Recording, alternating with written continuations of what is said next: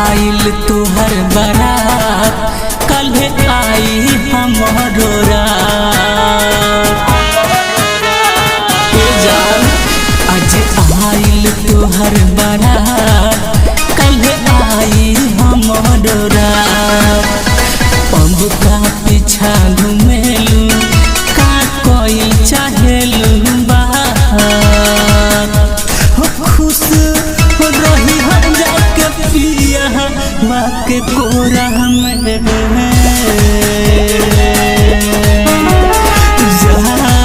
जान जा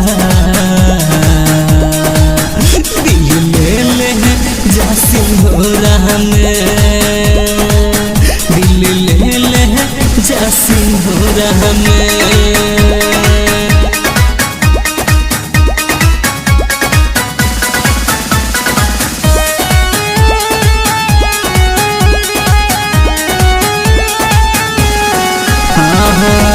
हमारा से सागा बन के दिहलू तू दागा।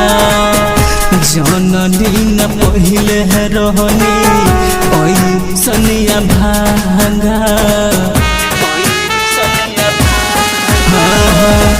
हमारा से सागा बन के दिहलू तू दागा। जननी न पहिले रहनी ऐसनिया भागा। जननी न पहिले रहनी ऐसनिया भागा।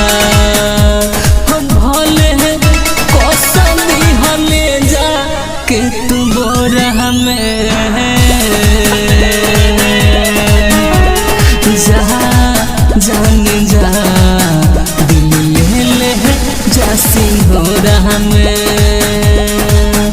दिल ले जा सिंघोरा में।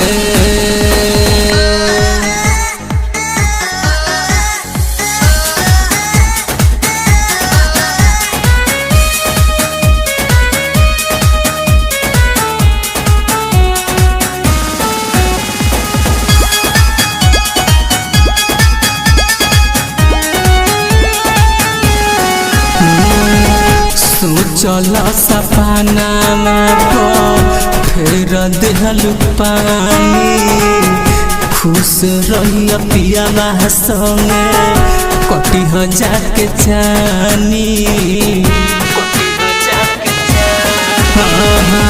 सोचल सपना फेर देहलू पानी।